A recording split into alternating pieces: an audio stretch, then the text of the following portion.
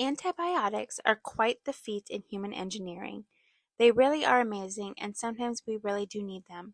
A viral infection is something the body can usually kick in about a week or so, but a bacterial infection is something that requires medical attention, a less invasive sort of treatment, one that can be done at home. We know them as antibiotics.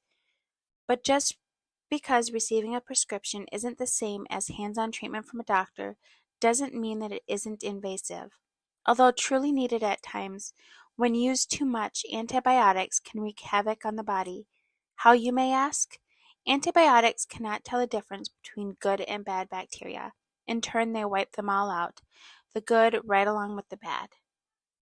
Our bodies, the host the infection has infected, is filled with bacteria, trillions in fact.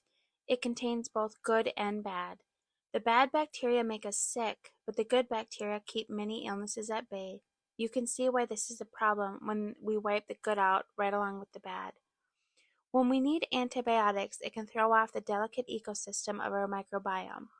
When the good bacteria are wiped out, overgrowth of harmful yeast and candida can populate in the body. What makes matters worse is that when people routinely use antibiotics, the bacteria that can manage to stay alive in our gut ecosystem begin to grow resistant to the antibiotics, making them ineffective. What happens when we experience recurring illnesses that require such treatment? Illnesses that most of us think are common, such as strep throat, UTIs, ear infections, sinus infections, and even food poisoning, can almost be the everyday common sort of illnesses that require more and more antibiotics.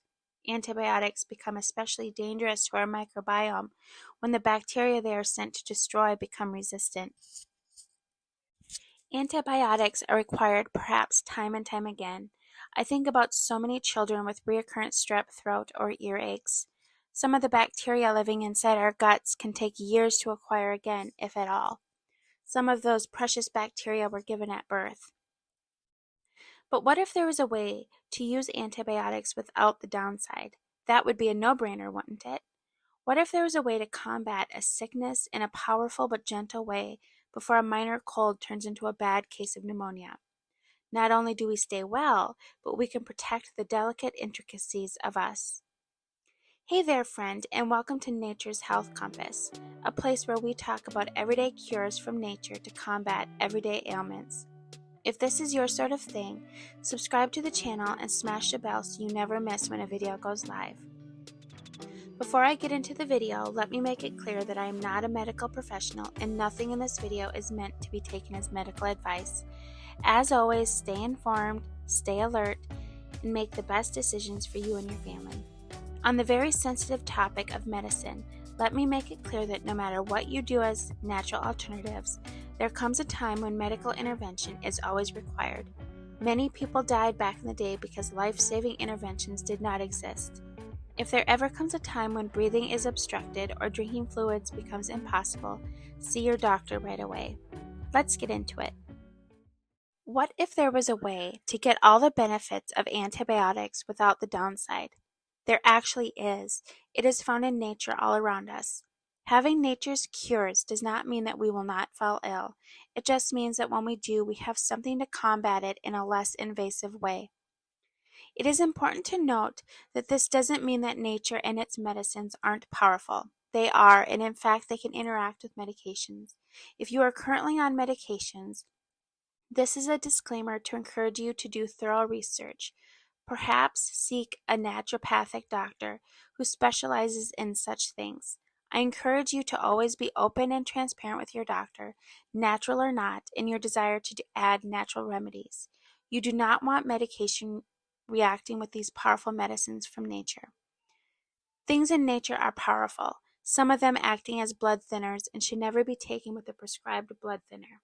Do your research and be informed about these things. In addition, let us acknowledge the fact that there is no magic bullet. Even medicine from the medical community is not in itself a magic bullet.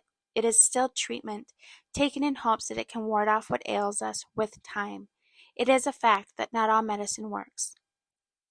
But before we get into the treatment that could perhaps ward off the common cold and sore throat in a day, let me give a few examples of the powers of natural medicine.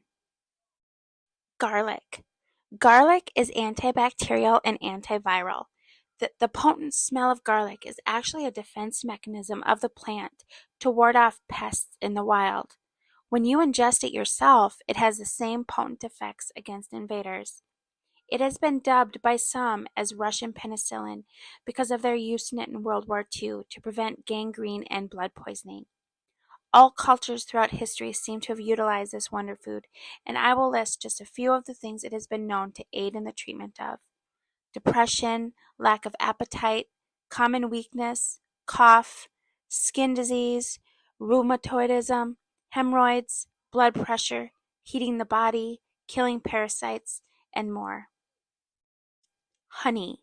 Honey is another one of those foods that is perhaps one of the earliest forms of medicine. To our amazement, it contains trace amounts of hydrogen peroxide, which acts as a disinfectant in the body. The sugar in honey actually has the ability to draw water out of damaged tissues. Amazingly, the sugar also draws water out of bacterial cells, which can inhibit them from multiplying. Lemons. Lemons contain 50 milligrams of vitamin C, which is over half of the recommended daily intake of vitamin C. Vitamin C plays a huge role when it comes to healing. Because it isn't something the body can make on its own, it is completely reliant on our diet for this intake. What is an amazing fact is that vitamin C actually mimics glucose in the body. So in a diet that is rich in sugar, illness may be more prevalent because the cells cannot absorb vitamin C as effectively. It is an antioxidant, which aids in neutralizing harmful radicals in the body. The peel itself is full of natural essential oils, and even the seeds are extremely healthy to consume. Euthanasia. Euthanasia has been used all throughout history to treat a wide variety of illnesses. It is most known to treat the common cold, but it has also been used to treat scarlet fever, syphilis, malaria, blood poisoning, and diphtheria. It can treat the common flu, sore throat, cough, and fever. Apple cider vinegar. Apple cider vinegar kills germs, it has B vitamins, and it is an antioxidant. It decreases inflammation in the body, and it also is acidic, which stimulates healing in the body. On to the recipe. Maybe you'd like to call it an elixir or even a tonic. It is a 3-dose system that is to be taken within hours of each other. Here is the recipe. 3 cloves of garlic. I recommend organic garlic. You can mince this up and add it to a blender. To the garlic, add 90 drops of euthanasia, and as always, I recommend an organic brand. Add 1 whole lemon, the peels, the seeds, the entire lemon, 1 tablespoon of apple cider vinegar, 1 tablespoon of honey, 16 ounces of water. You blend this up really good. And what you are going to do is you are going to drink 1/3 of this mixture 3 times a day and space out the dosage. In about a day, you should start feeling better. Do this through the whole duration of your cold. Do it at the very beginning, the very onset of you starting to feel sick. If you found this video helpful, make sure to like and subscribe so you don't miss the next video. And if you use this recipe, comment below and let me know how it goes. I would love to connect with you. Until next time, take care and may you find nature's health compass to become an even better you.